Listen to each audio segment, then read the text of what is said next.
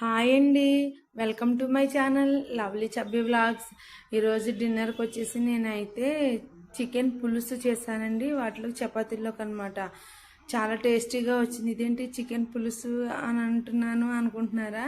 అయితే మా వారికి ఇలా చేస్తే నచ్చుతుందండి. బయట వాతావరణం చల్ల చల్లగా కొంచెం వర్షం పడితే అలా ఉంది. మా వారికి కొంచెం సూప్ ఇలా కావాలి రోటీలోకి అని చెప్పారు.